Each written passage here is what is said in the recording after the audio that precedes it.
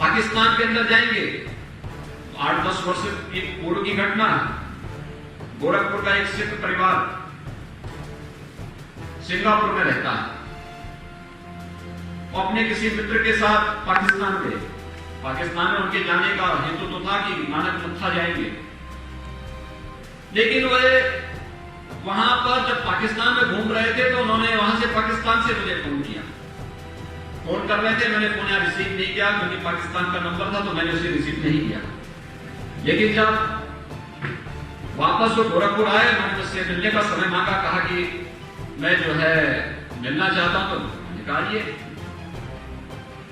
वे मेरे पास आए, उन्होंने मुझे कहा, दादा पाकिस्तान में गोरखनाथ जी का मंदिर कैसे? मैंने कहा आपको क्या मतलब पाकिस्तान से? उन्होंने कहा नहीं, मैं पाकिस्तान गया और पेशावर के पास एक जोगियों वाला पहाड़ी पे यात्रा चल रही और वे सभी गोरखनाथ जी की जय जयकार कर रहे थे। उसमें सभी पंथों से जुड़े हुए लोग थे, हिंदू भी थे, मुसलमान भी थे, सभी लोग थे। तो मैंने कहा गोरखनाथ जी की साधना स्थली पेशावर में भी है, उनका एक प्राचीन धूना मठ वहां पर आज भी मौजूद है। आप गोरखनाथ जी के जिस शिष्य रतननाथ जी की चर्चा मैंने यहां पर की, डांग के राजकुमार थे, नेपाल में डांग एक स्टेट थी, वहां के राजकुमार थे। उनसे जुड़ी हुई एक बड़ी जो मठ हम कहते हैं, आज वह दरगाह के रूप में काबुल के अंदर स्थित है, रतननाथ की दरगाह के रूप में। और दरगाह का एक अंश दिल्ली में भी रतननाथ के दरगाह के रूप में दिल्ली में आपको देखने को मिल सकती है। यानी आप देश के अंदर जहां कहीं भी जाएंगे, आपको नाथ पंथ से जुड़े हुए स्थल उस रूप में देखने को मिल सकते हैं। उन सबको हम लोग वहां पर अवलोकन कर सकते हैं। मुझे याद है गोरखपुर विश्वविद्यालय और यहां से विश्वविद्यालय से जुड़े हुए महाविद्यालयों के रक्षाध्ययन से जुड़ा हुआ एक शैक्षणिक भ्रमण का कार्यक्रम आज से 5-7 वर्ष पूर्व यह ढाका के लिए गया था। इनको 1971 के वार मेमोरियल को वहां देखना था, उसको अवलोकन करना था। दिग्विजयनाथ स्नातकोत्तर महाविद्यालय के रक्षाध्ययन विभाग के अध्यक्ष डॉक्टर श्री भगवान सिंह भी उस दल के साथ में थे। तो ये जब ढाका जा रहे थे तो इन्होंने मुझसे पूछा, इन्होंने कहा कि हम लोग ढाका जा रहे हैं, वहां पर क्या और देख सकते हैं? मैंने कभी देखना, ढाका में ढाकेश्वरी देवी का मंदिर है। दूसरा, वहां पर एक बात और देखना, नाथ संप्रदाय का जो आदि परंपरा चलती है आदिनाथ से, आदिनाथ जी का जो मंदिर है वह ढाका के पास ही है। आप लोग वहां देखने के लिए जरूर जाइएगा। आप आश्चर्य करेंगे कि जब यह दल वहां गया, वहां जाने के बाद उन्होंने मुझे वहां से फोन करके कहा, उन्होंने कहा था देखिए हम लोग यहाँ आए हैं और यहाँ पे आदिनाथ भगवान का मंदिर मौजूद है और ये मंदिर को यहाँ की सरकार के द्वारा संचालित किया जाता है। यह आज भी बांग्लादेश के अंदर मौजूद है। हमारे नाथ पंथ की जो अलग अलग यहाँ पे उपपंथ हैं, उनकी शाखाओं का जन्म भी अलग अलग स्थानों पर देश, बृहत्तर भारत के अंदर जो आज अलग अलग देश हैं उनके अंदर अलग अलग स्थानों पर उस रूप में हुआ है। और वही स्थिति बांग्लादेश के अंदर देखने को मिलती है, पाकिस्तान के अंदर देखने को मिलती है, नेपाल में देखने को मिलती है, तिब्बत में देखने को मिलती है। भारत के अंदर कोई पंथ, कोई प्रांत ऐसा नहीं जहां पर उससे जुड़े हुए स्थल आज भी मौजूद न हो, उससे जुड़ी हुई स्मृतियां आज भी मौजूद न हो। उसका संकलन करके हम एक बृहद आध्यात्मिक और दार्शनिक परंपरा को आगे बढ़ाने का कार्य कर सकते हैं। यह एक पक्ष है।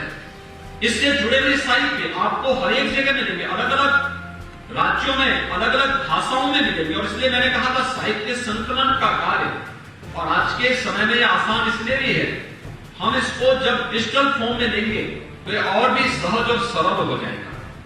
हमें उस दिशा में प्रयास प्रारंभ करना चाहिए। ये आने वाली पीढ़ी के लिए और आने वाले समय में यह भारत की आध्यात्मिक और सांस्कृतिक विरासत को वैश्विक मंच पर रखने का एक बहुत अच्छा माध्यम हमारे लिए बन सकता है, जिससे इस पर प्रयास प्रारंभ किए जाने की आवश्यकता है। दूसरा, इसका जो व्यावहारिक पक्ष है, जिसके बारे में मैं कह रहा था कि जब व्यक्ति का व्यावहारिक पक्ष नहीं होता, वो सैद्धांतिक पक्ष पर सुनी सुनाई बातों पर विश्वास करता है, तो वह किसी न किसी रूढ़ी, किसी न किसी पाखंड और किसी न किसी कुरीति की चपेट में वह परंपरा आती है, और फिर वहां से विकृति जो प्रारंभ होती है, वह कालांतर में लोग का, समाज का व्यापक क्षति पहुंचाती है। लेकिन आज संप्रदाय हमेशा इस परंपरा से अलग हट करके काम किया है, और आज मैं इस बात को कह सकता हूं कि जो चीजें इसमें हैं, जैसे अगर आप देखेंगे महावीर गोरक्षनाथ जी की गोरखवाणी को अगर आप देखेंगे, उसमें उन्होंने एक बात को उल्लेख किया है, पिंड माही ब्रह्मांड समाया। यानी उन्होंने क्या कहा? उन्होंने कहा कि देखो, अलग विषय है, अलग अलग कोई नया साधक है, उसके लिए मंदिर में जाना आवश्यक है, वो मंदिर में जाएगा, एक सामान्य श्रद्धालु मंदिर में जाकर के अपनी उपासना करेगा, उसके लिए आवश्यक है। लेकिन अगर कोई एक साधक है जो अपनी साधना की प्रकार एक उसके साथ आगे बढ़ चुका है, उसके लिए सब बाह्य चीजें बहुत मायने नहीं रखती। उसके लिए तो महत्वपूर्ण क्या है? उसके लिए अपना शरीर ही साधना का केंद्र बिंदु है। जो कुछ ब्रह्मांड में है, संपूर्ण ब्रह्मांड में जो कुछ उसे दिखाई देता है, वह सब कुछ उसके शरीर में है। लेकिन उसके लिए उन्होंने क्या कहा? उसके लिए उन्होंने कहा कि भाई इसके लिए आपको काया शोधन पर ध्यान देना पड़ेगा, शारीरिक शुद्धि, और शारीरिक शुद्धि के बाद फिर मानसिक शुद्धि की तरफ ध्यान देना पड़ेगा।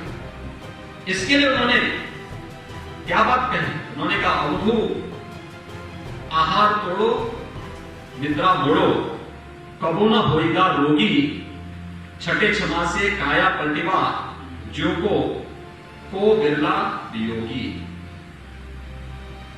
यानी देखिए, ये जो गोरखवाणी की जो भाषा है, उस भाषा का अगर आप अवलोकन करेंगे तो आप देखेंगे कि जितने भी हमारी क्षेत्रीय भाषाओं के शब्द हैं, ये उसमें आपको देखने को, शब्दों में देखने को मिल जाएंगे। और उन शब्दों का चयन किस रूप में हुआ है?